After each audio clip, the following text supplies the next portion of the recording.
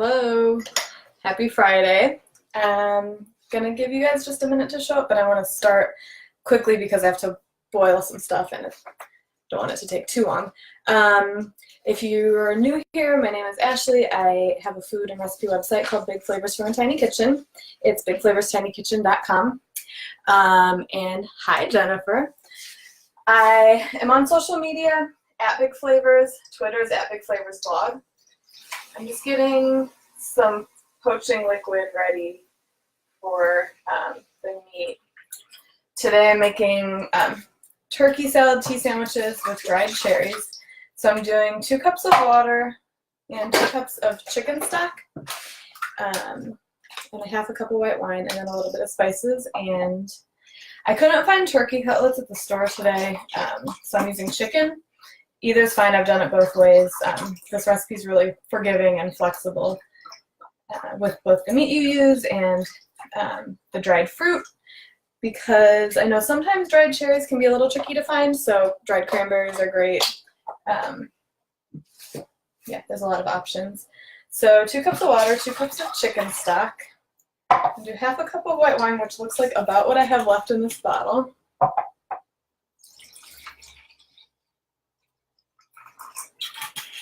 Okay, there's a little bit more. So I'm going to go ahead and get this on the heat and then so that it can come up to a boil. And to that liquid, I'm going to add a bay leaf and 3 whole black peppercorns. I don't use fresh bay leaves that often. I have this giant bag of dried ones, but so I'm not sure how the flavor would be different if you used a fresh one. You could, of course, totally leave this out. You could just throw some seasoned salt in the water if you wanted. So pop that in. And a couple of peppercorns. Just kind of whole peppercorns. These are the same ones I put in my pepper grinders. I have one in the kitchen. I keep right here, and I keep one on the dining room table, and it's just kind of a nice thing to have. I do a similar thing when I do a shrimp boil with the whole spices in the water, because you kind of flavor the water and then it flavors the meat that you're putting in there. So like I said, for this, the recipes for turkey salad, you can use chicken. I don't know, you could use a mix if you wanted to. I use the thin cut pieces because they cook faster. You need to go into Penzeys Run. Yes, so if you guys aren't familiar with Penzeys, it's a spice company that it's based out of Brookfield, Wisconsin, and I lived in the town right next to that for 10 years, and I didn't realize that Penzeys was right there.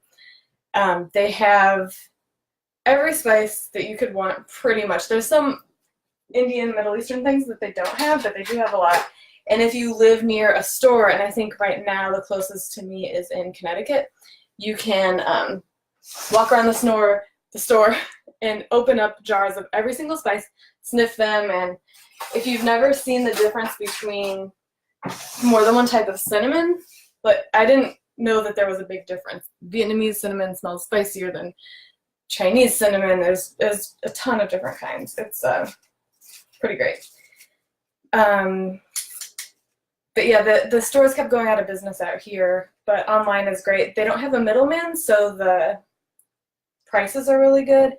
And you can buy bags. Like I have these giant bags of a lot of stuff that I use pretty often, and then I just fill up like these little containers. So I kind of have a backlog of everything when I run out. All right. My water's not quite boiling, but I'm going to go ahead and put these in because I don't want this to take forever for live. But these are chicken cutlets. They're thinner than a regular boneless, skinless chicken breast. Again, turkey is great. I based this recipe on a tea house that used to be in my area that had cranberry turkey salad sandwiches that were great. So I'm just submerging these into this poaching liquid, And once it comes up to a boil, I'm gonna turn the heat down so it's just simmering. And once I notice that, then I'll start a timer. It should only, once it's boiling, it should only take 10 to 12 minutes, depending on how thick or thin your cutlets are. So then I'm gonna get a bowl to mix everything in. Also, if there's a lot of pieces of fat on your chicken, just trim it off, or you can trim it after it cooks. You can see it on the edge, and you can just kind of trim that off. So I am going to cut up a half cup of diced celery. Celery was looking kind of sad at the store today. I feel like all the grocery stores out here kind of have been hit or miss with how good the stuff looks. Like I'll get in a habit of going to one and it'll look all right, and then all the produce is just kind of sad and gross looking. So I don't know if that's a thing nationwide right now. I do enjoy going to the farmer's market, but it's just not always feasible to have one time slot during the week where you can go grocery shopping. So about half a cup of, and dice it kind of small, so I just cut the stalk in half, and I'm going to cut little kind of planks. You can also chop it all in the food processor if you want. I'm going to cut the chicken in there later. And this recipe is really good made in advance. I made it for my sister-in-law's baby shower a couple of years ago, and I made it with chicken, and I used dried cranberries because I couldn't find cherries, and it was a big hit with everybody. And kind of after the flavors have a night in the fridge to develop, it's even better, and the texture is a little thicker, so it's a really good candidate for making ahead. I'm not really going to measure any of this stuff. I'm just using one stalk of celery. Should be about a quarter of a cup. And I've been trying to find on Amazon, I don't remember, I think I got this at a store back when I got it, but these bench scrapers are really great tools, but I have one that has sides on it because when you go to scoop up the stuff, if it doesn't have sides, a lot of times they fall off. So if you ever see one of these, I highly recommend it, but I don't know where to find one.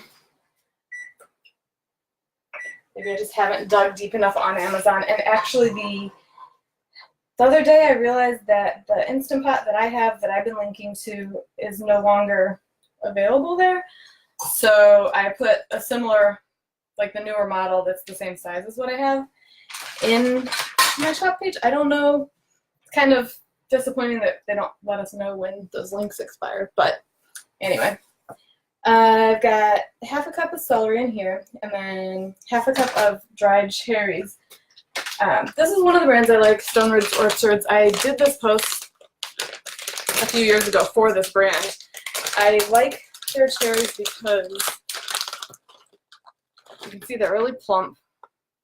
Like, they're really nice. Some brands are kind of, dry and not necessarily, I don't know. There's just something about a really plump tart cherry that's really nice in here. I had someone on my Facebook page the other day said that he likes using dried blueberries in his, I guess I already set the timer. He likes using dried blueberries in his chicken salads and stuff. I've never tried that, but that sounds good, and I feel like maybe dried apricots would work. Though since those aren't tart, they're just sweet, you might want to use a little bit less and just see how you like it. And though this is for tea salad sandwiches, just kind of, it's nice for, well, if you're having a tea party. But I guess not a ton of people do that anymore. But brunch or lunch, it'd be great in lunch boxes. I have made this in advance and had it over salad greens. It would be good in lettuce cups or maybe in romaine or endive or endive, however you pronounce it. I don't know. I think endive sounds a little pretentious, but maybe that's correct. But that's would be a nice kind of dinner party appetizer, or if you were doing a bunch of small plates. So these are a little tricky to chop because they're so plump. You can see they just like all sticking on there. So it takes a little bit of patience, and just be careful so you don't cut yourself. And every once in a while, just go and look at the meat that's simmering and make sure that it's not sticking out of the liquid too much, because then it won't cook all the way through. So what I usually do is after a certain amount of time, I'll go and I'll check on them, and I'll kind of just cut the biggest piece open and make sure that it's cooked through before I drain them. All right, so cherries are in here. My goodness. I'm going to wash this off before I cut my green onions because it's all gunky now.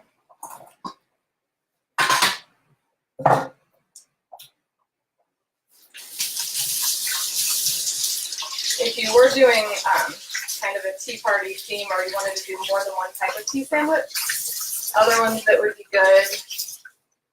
I've got a French-inspired egg salad on my website that has tarragon in it, and that one's really good. I'm just going to chop up 2 green onions. Tuna salad would always be good. I have a tuna salad recipe. I made it for lunch last week also, but it's within a recipe I have for it. It's called a tablet sandwich because it's tuna, avocado, bacon, lettuce, egg, and tomato. It sounds insane, but it's like all of my favorite sandwiches in one, and it's really, really good. And then if you wanted to do something kind of just simple but pretty, you can do cream cheese or butter, and then layer some really thinly sliced cucumbers or radishes on there. Butter and radishes and a little salt are very, very good. It's kind of like a French thing, and just having a variety of different types of tea sandwiches, different types of bread. I know some people do like one, if it's a closed sandwich like this will be, instead of open faced, they'll do one piece of white bread and one piece of wheat bread or grainy bread so that it just has a little, like, it looks interesting. You can cut them into fun shapes if you want. Traditionally for tea sandwiches, you cut the crust off just to make it look fancy. So I'll do that for one today, but I don't mind eating it with the crust on and wasting it. Hi, Rob. All right, so I've got celery, cherries, green onions, 3/4 cup of mayo.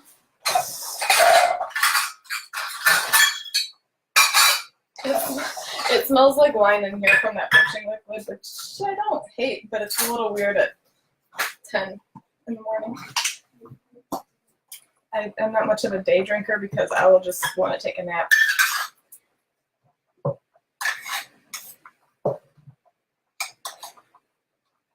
You can always add more mayo if it's too loose. I mean, if it needs a little more to loosen it up later. I haven't tried this with Greek yogurt. I sub Greek yogurt in a lot of things that call for mayo, but I haven't tried that with this yet. But I'm going to leave the mayo out because I like to spread a thin layer on both sides, on the insides of the sandwich as a moisture barrier to kind of make sure that the bread doesn't get soggy, especially if you're making them in advance. But if I was making this for a party, I would make this portion the day before and keep it covered in the fridge overnight and then serve it the next day. All right, 1/2 teaspoon of white wine vinegar. You could also use lemon juice maybe, or regular white vinegar. This also needs 1/2 teaspoon of kosher salt.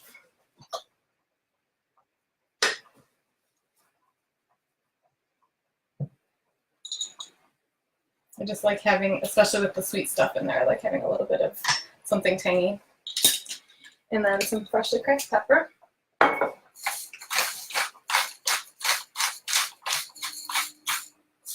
Alright, so that is the mix. That's all that's in there except for the turkey. So it's really easy. You can do this part while the other one, while the turkey's cooking. I'm gonna check on this. and see if it looks like it's cooked. So it's gonna pull, I'll look for the biggest piece. Pull that out, and I'm just gonna cut into it to make sure that it's not pink in the middle.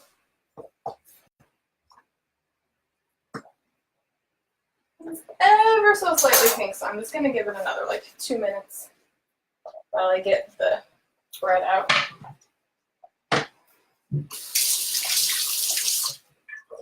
Alright, so like I said, I spread a little mayo on the insides of the bread to get it like a moisture barrier in there so that the sandwiches don't get soggy. And especially like today, I'm probably going to assemble just one and put it, maybe two, and put it in the fridge so that I can have it in a little while. I'm going to do it on one of these plates that my son made back in preschool. So this is, he drew, it's a picture of me, let's see, that's Ian, that's me, and that's my husband. And we're playing Minecraft on the TV, and you can see we're doing 3-player mode because one of the squares on the split screen is blocked out. So it was the cutest thing. His preschool did that both years he was there, and I thought it was adorable. But his current school has not done anything like that. So there was a really great tea house that used to be in Tarrytown here, and they had, I'm going to work on trying to make a recipe for this, a smoked tea egg salad sandwich, because I have some smoked tea leaves that I'm going to try that with. So we'll see how that goes. All right, this should be good now. Just going to run some cold water. So you can pull them out of the pan and put them into a cold water bath, or just kind of drain it out and run them under cold water to cool them off. You could throw ice in there if you wanted to, just to kind of speed it up. But you just want it to be able to be cool enough so that you can handle it and put it in the food processor. And if you don't have a food processor, you can cut them by hand, just cut it nice and small, because usually the texture in a tea sandwich is pretty minimal. I think I should throw a couple ice cubes in there.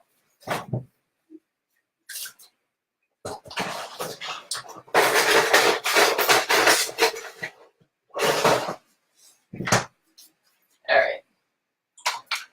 So that'll cool on. Butter, so you can use butter or mayo to the inside, and just do a thin layer inside each piece.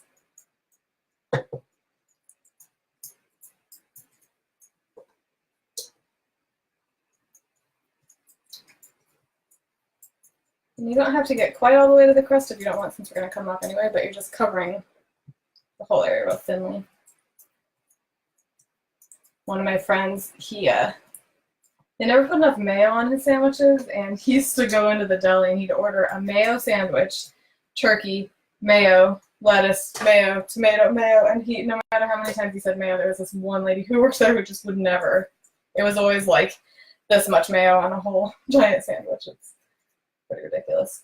But all right, so the bread's ready, and I'm just gonna close them up so I can bring my food processor over. All right. Ooh, that was close.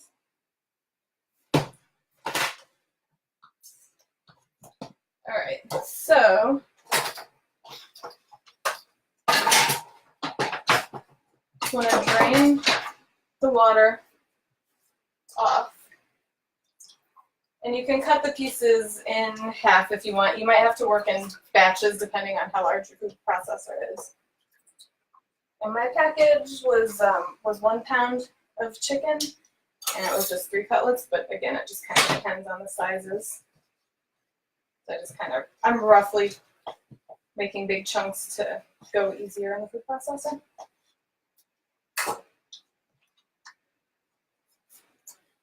So pop those all in here.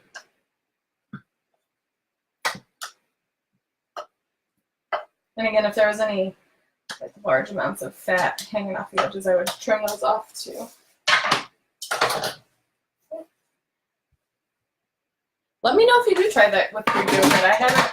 I would maybe try half and half before I would go all Greek yogurt in this one.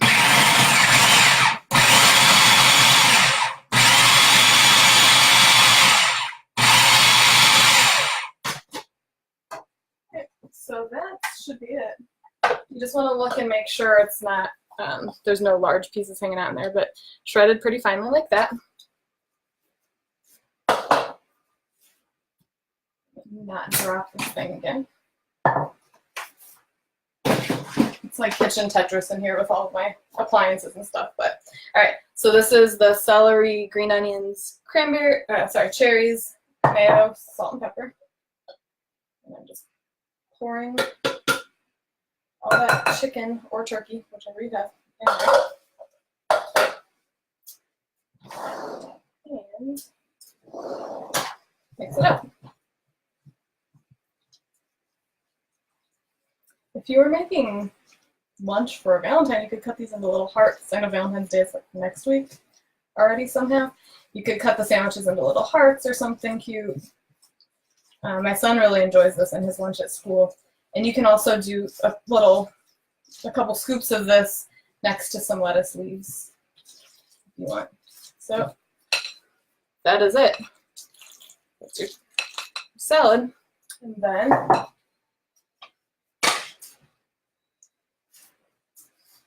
my sandwiches, mayo side up. I'm just going to put a little bit in each sandwich.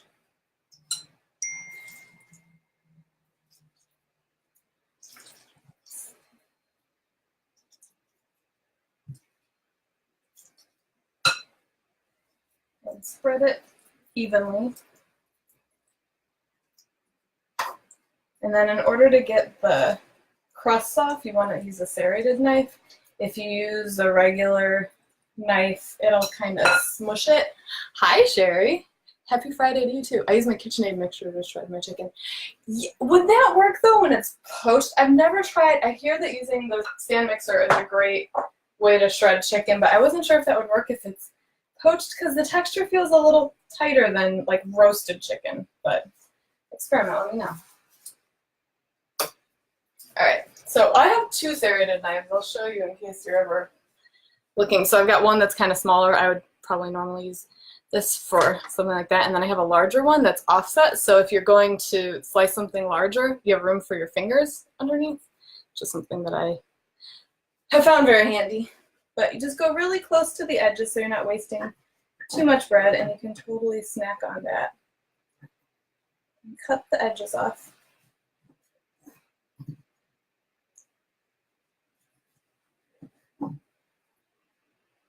This would also be good with crackers too. And then for tea sandwiches, usually they're like little triangles.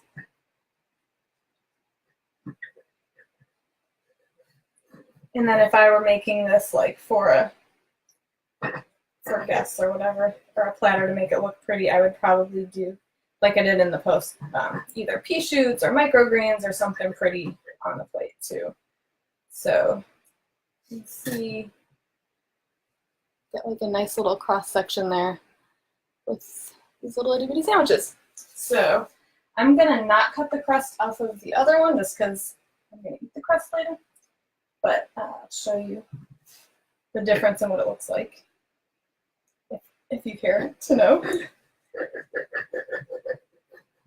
you can see how easily the knife goes through there when it's like this, as opposed to squishing it down and kind of making all the filling ooze out.